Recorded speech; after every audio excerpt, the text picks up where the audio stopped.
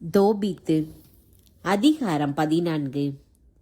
தோபித்தின் புகழ்பா நிறைவு பெற்றது. தோபித்தின் இறுதி அறிவுரை. தோபித்து தம் 112ஆம் வயதில் அமைதியாக இறந்தார். நினிவேயில் சிறப்புடன் அடக்கம் செய்யப்பட்டார். அவர் பார்வை இழந்தபோது அவருக்கு வயது 62. அவருக்கு பார்வை திரும்பிய பின் வளமாக வாழ்ந்து தருமங்கள் புரிந்து வந்தார். கடவுளை போற்றுவதிலும் அவரது பெருமையை அறிக்கையிடுவதிலும் ஓயாது ஈடுபட்டிருந்தார். அவர் இறக்கும் தருவாயில் இருந்தபோது தன் மகன் தோபியாவை அழைத்து பின்வருமாறு அறிவுறுத்தினார். மகனே, உன் மக்களை அழைத்து கொண்டு மேதியாவுக்கு தப்பி செல். ஏனெனில் நினிவேக்கு எதிராக இறைவாக்கினர் நாகும் வழியாக கடவுள் கூறிய வாக்கு நிறைவேறும் என நம்புகிறேன். கடவுள் அனுப்பிய இஸ்ரேலின் இறைவாக்கினர்கள் அசீரியாவுக்கும் நினிவேக்கும் எதிராக கூறிய அனைத்தும் தவறாது நிகழும். உரிய வேளையில் அவை அனைத்தும் நடந்தே தீரும். பாபிலோன், அசீரியா ஆகியவற்றை விட மேதியா நாடு பாதுகாப்பாக இருக்கும். ஏனெனில் கடவுள் கூறிய அனைத்தும் நிறைவேறும் என நான் நம்புகிறேன். அவையெல்லாம் தவறாது நடந்தே தீரும். இஸ்ரேல் நாட்டில் வாழும் நம் உறவினர் அனைவரும் சிதறடிக்கப்பட்டு அந்த நல்ல நாட்டிலிருந்து கடத்தப்படுவர். சமாரியாவும் எருசலேம் உட்பட இஸ்ரேல் நாடு முழுவதும் பாலை நிலமாகும். கடவுளின் இல்லம் தீக்கிரையாகி சிறிது காலத்திற்கு பாழடைந்து கிடக்கும். கடவுள் மீண்டும் அவர்கள் மீது இரக்கம் காட்டுவார்.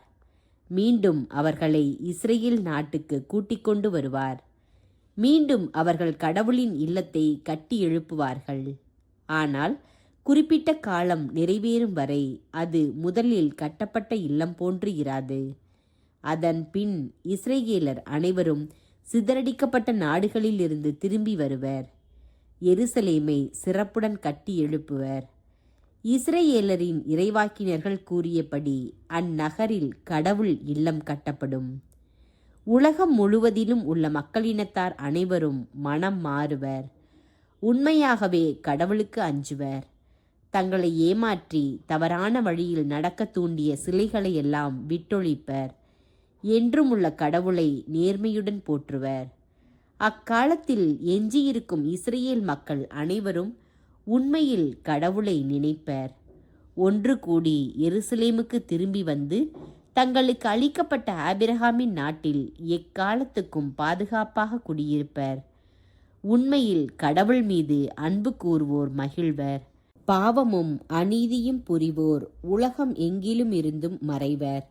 இப்பொழுது என் மக்களே, உங்களுக்கு நான் இடும் கட்டளை: கடவுளுக்கு உண்மையாகவே பணிபுரியுங்கள். அவர் திருமுன் அவருக்கு உகந்ததை செய்யுங்கள். நேர்மையாய் ஒழுகவும் தருமங்கள் செய்யவும் உங்கள் குழந்தைகளுக்கு பயிற்சி அளியுங்கள்.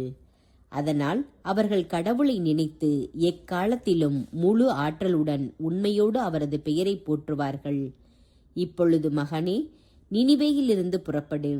இங்கு தங்காதே. என் அருகில் உன் தாயை அடக்கம் செய்த பின் இந்நாட்டின் எல்லைக்குள் தங்காதே. ஏனெனில் இங்கு அநீதி மலிந்துள்ளது, வஞ்சகம் நிரம்பியுள்ளது. மக்களோ அதை பற்றி வெட்கப்படுவதில்லை என்பதும் எனக்கு தெரியும். மகனே, தன்னை வளர்த்து ஆளாக்கிய அகிக்காருக்கு நாதாபு செய்ததை எண்ணிப்பார். நாதாபு அகிக்காரை உயிரோடு மண்ணில் புதைக்கவில்லையா? அதனால் கடவுள் நேரடியாக அவனை தண்டித்தார். அகிக்கார் ஒளியை கண்டான், நாதாபோ முடிவில்லா இருளில் மறைந்தான். ஏனெனில் அவன் அகிக்காரை கொல்ல முயன்றான். அகிக்கார் தர்மம் செய்ததனால் நாதாபின் சூழ்ச்சியிலிருந்து தப்பினான். ஆனால் நாதாபு தன் சூழ்ச்சியிலேயே சிக்கி மடிந்தான். இப்பொழுது என் மக்களே, தர்மத்தினால் வரும் நன்மையையும் அநீதியினால் வரும் தீமையையும், அதாவது சாவையும் எண்ணி பாருங்கள். என் உயிர் பிரிய போகின்றது. பின் தோபித்தை படுக்கையில் கிடத்தினர். அவர் இறந்த பின் சிறப்புடன் அடக்கம் செய்தனர். முடிவுரை. தம் தாய் இறந்ததும் தோபியா அவரை தம் தந்தையின் அருகில் அடக்கம் செய்தார். பின் அவரும் அவருடைய மனைவியும் மேதியாவுக்கு சென்றனர். அவர் தம் மாமனார் ரகுவேலுடன் எக்பத்தானாவில் வாழ்ந்தார். தன் மனைவியின் வயது முதிர்ந்த பெற்றோரை மரியாதையுடன் பேணி வந்தார். அவர்களை மேதியா நாட்டு எக்பத்தானாவில் அடக்கம் செய்தார். ரகுவேலின் சொத்துக்கும் தம் தந்தை தோபீத்தின் சொத்துக்கும் உரிமையாளரானார். மக்களின் மதிப்புக்குரியவராய் தம் 117ஆம் வயதில் இறந்தார். இறக்கும் முன் நினிவேயின் அழிவை பற்றி கேள்விப்பட்டு அதை கண்ணாலும் கண்டார்.